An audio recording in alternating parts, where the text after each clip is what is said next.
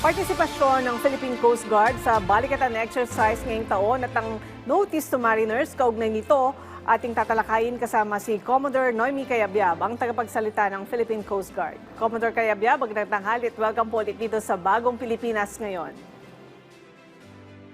Asa Kweng and Sir Josh, magandang tanghali po at maraming salamat po sa oportunidad. Commodore, ano po yung pangunahing layunin ng participation ng Philippine Coast Guard sa Balikatan 2026 at paano ito nakakatulong sa pagpapalakas ng Joint Maritime Response ng bansa?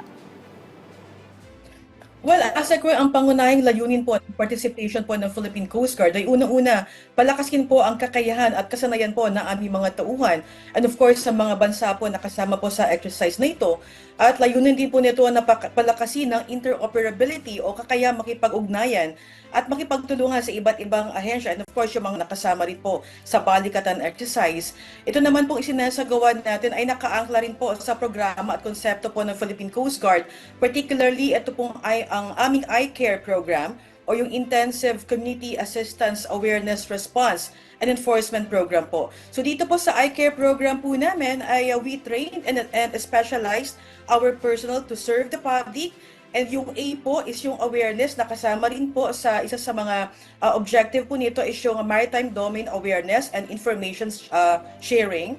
And then pagdating naman po sa R is yung response capability po ng Philippine Coast Guard. We follow the 1030 doctrine Asa Kweng and Sir George. So ibig sabihin po nito, etong mga maliliit na small assets po namin ay dapat makarespond po in 10 minutes time and yung malalaki is 30 minutes. Of course, exempted po doon yung ating mga largest vessel po.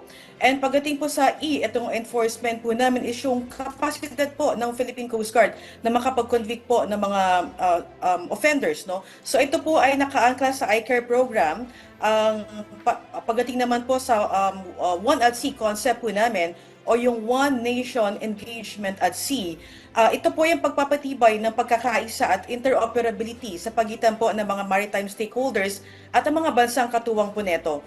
So sa pamamagitan po ng participation po ng Philippine Coast Guard, hindi lang po natin ini-enhance yung capability at capacity po ng aming tauhan, we also intensify the cooperation and interoperability of the participating agencies and countries to respond to the maritime challenges po. Okay. Commodore, speaking of interoperability, pakipaliwanag po sa mas simpleng paraan para mas maunawaan din ng ating mga manonood. Bakit po mahalaga ito sa ating mga operasyon sa karagatan? Well, pagdating po sa interoperability, Sir Joshua, ibig sabihin mas organisado po, mas sistematiko ang ating po magiging response. So unang-una nagsisimula po yan, dapat meron po tayong isang system no, on how to receive and give information.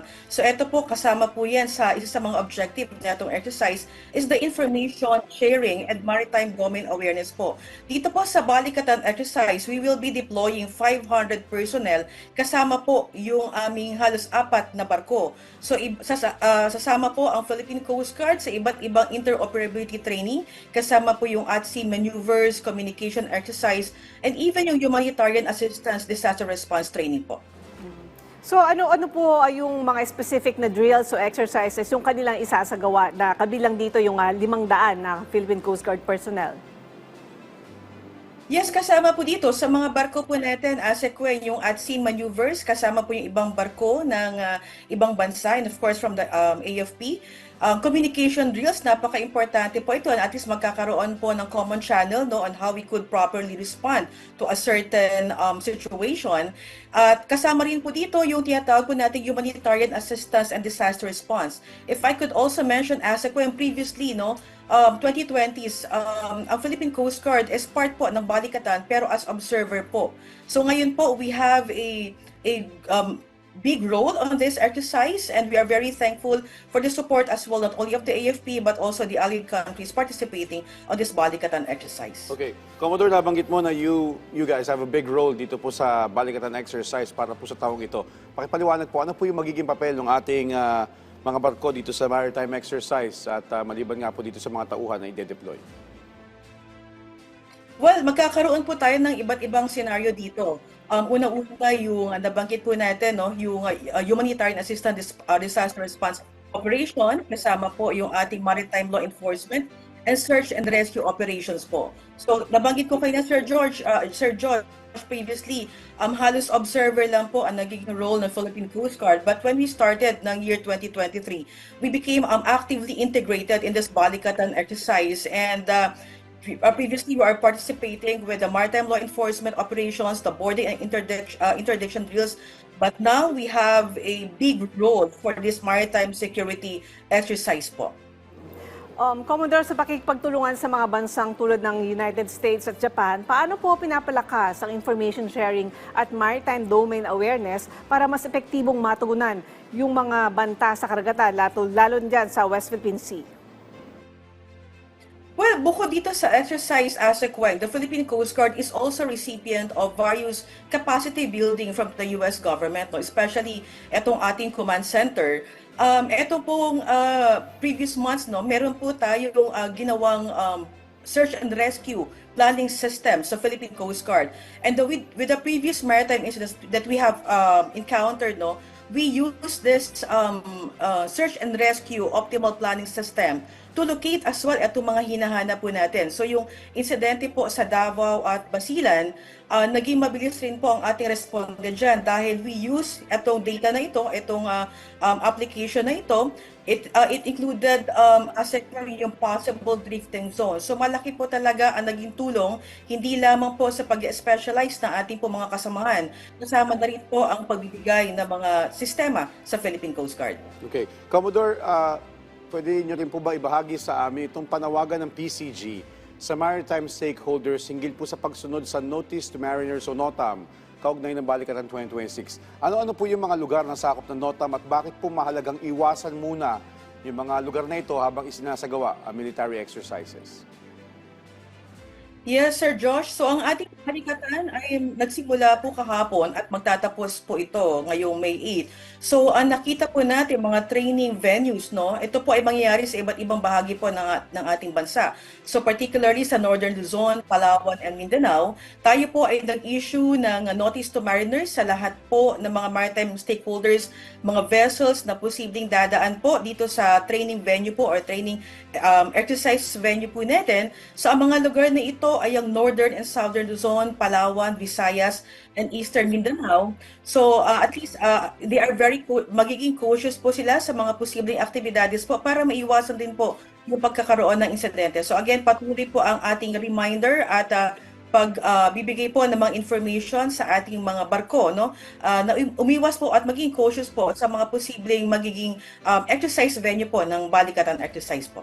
So ma'am, ano po ba yung posibleng panganib kung hindi susunod yung mga barko ng mga mangingisda at iba pang maritime operators sa safety advisories ng PCG? Well, meron po mga military drills exercise po na gagawin po dyan, no? So, yun po ang magiging reminder din po natin na kung pwedeng umiiwas din po muna doon sa lugar na pwedeng dadaanan po or maaring mag-engage po yung mga exercises po natin.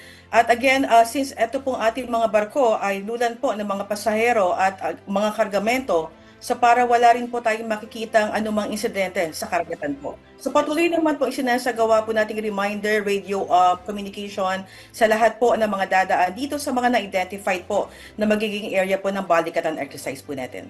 Okay. Well, Commodore, ano po yung mga konkretong hakbang na dapat gawin ng mga operators na dapat natin ipaalala sa kanila at ng mga fisher folk bago po bumiyahe sa mga apektadong karagatan? Well, unang-una, Sir Josh, ang ginagawa naman kumuha ng Philippine Coast Guard is to keep them aware.